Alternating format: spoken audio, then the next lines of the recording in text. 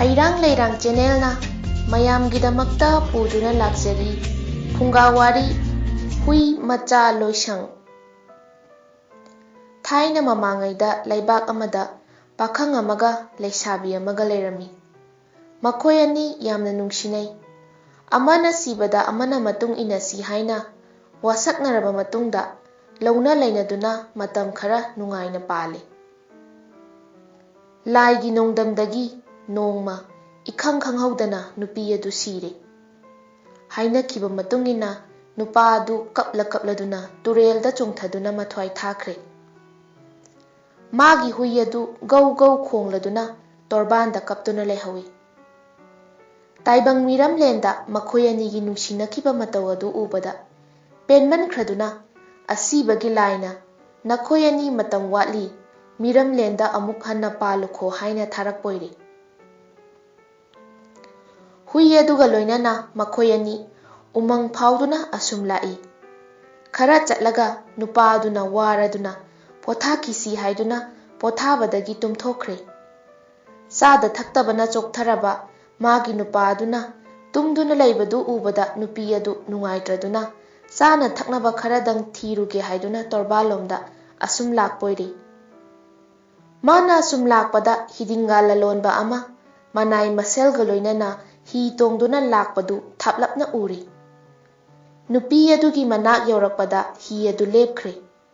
Nupi aduna hi thakta kakhatlaga hidinga lalonbada sanaba thaknaba kitang pibinaba haijarubada magi phajaraba masak adu ubada lalonba adu pumsum sumkhre.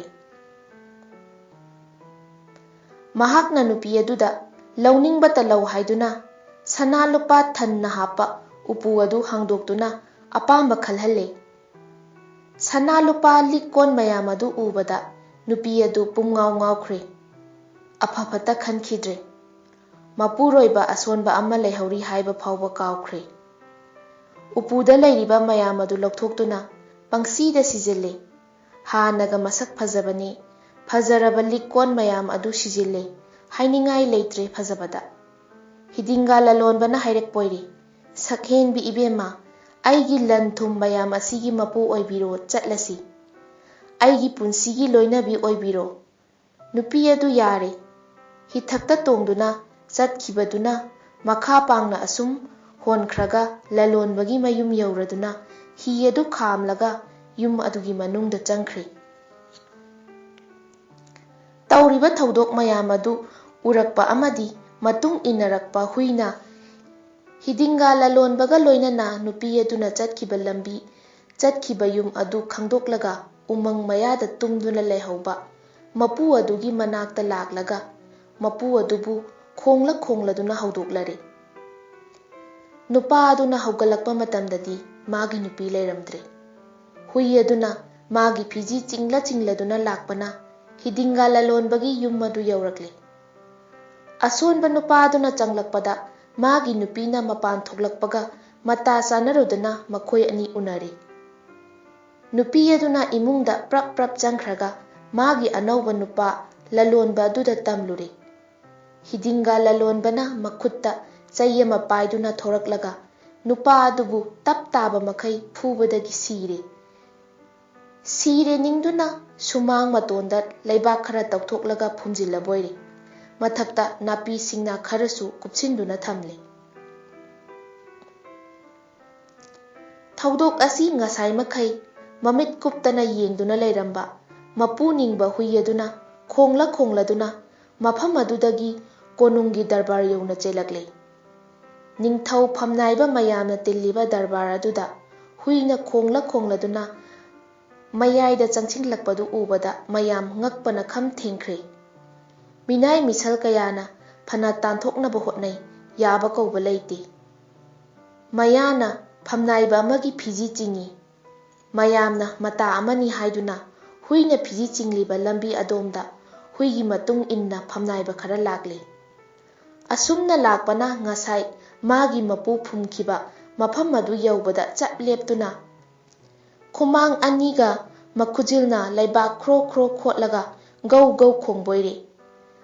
Phamnaiba singna laibak manungda karino ama leire khalladuna napi singbina kupsiliba mayam adu lauthoklaga tauthoktuna yengbada nupa ama phumduna leirambadu thengnare. Sidana nungsa sor thabet honduna leirambadagi mayam changduna laukhatle. Imung adugi yumbu oiriba hidinga lalonba amadi magi nupi makhoi anibu thaudok asigi marida phaduna konung tana pukhre.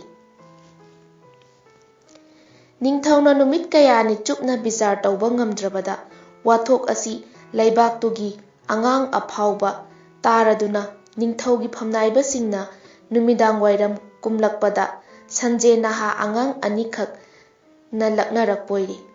Ipu khoi nakhoigi bizar du ngamdraga aikhoi tawbige.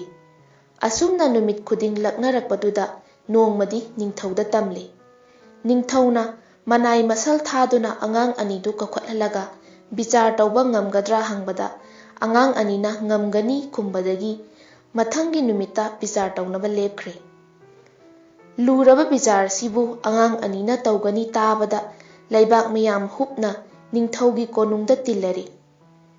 Bichar hauramdaida angang anina achauba pung amaga sang macha ama saraga thaurang taubinaba haijabadagi ningthauna manai masal singda yathang piduna pung achauba amaga sang macha amaga khudakta saba loire.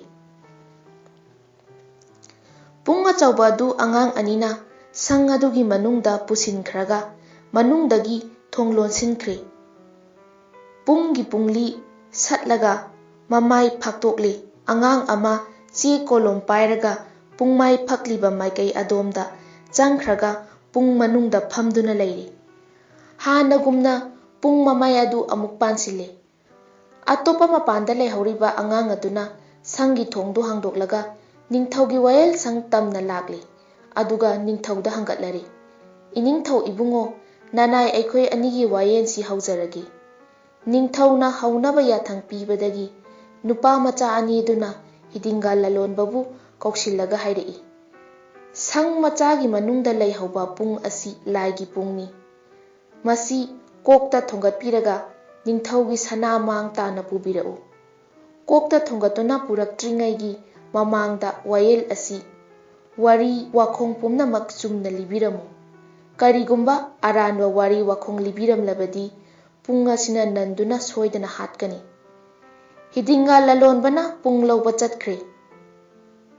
Pung paigadaba kire. Kanasu taba pot nate ai sidraga loire haiduna pung mamaida machin thamladuna wayel asi achumba wari wakhong pumnamak haidoklaga pung adugi makokta thongduna purakle. Karishu tawdre ningthaugi manakta laibak miyam mamangda pung adu thamle.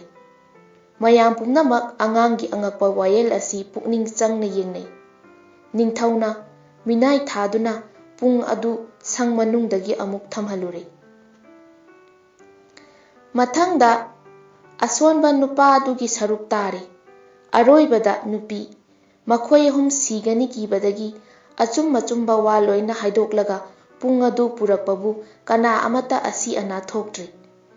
Pung puba loiraga angang aduna pung mamai hek hangdoklaga manungdagi atopa angang ama che kolom paiduna thoraklaga che adu ningthauda katchille. Wayel dugi mari leinaba makhoi ahumna phongdokjaba masa masagi achum aran wari wakhong isinba cheni. Che aduda iriba waral pumnamak ningthau phamnaiba amabu mayamgi mamangda pathokhale. Wayel loire. Wayel asigi matung inna mara leiraba hidinga lalonba amadi nupi adubu matik chaba chairak pikhi. Mara leitaba asonba nupa aduna hidinga lalonbagi maral mathum pumnamak pithoki. Aduga mapu ningba hui adugi mapandagi achumbana mai pai haiduna ningthauna magi laibakta hui macha loisang lingkhatki. Achumbadi utwaina khumduna thamba ngamde mathanta adum takthorei. Mara leiraba nupi amadi hidinga lalonba anina makhoi maral haidokjaduna laibaki ningthaugi mamangda makhoi lalle haiba yajaki.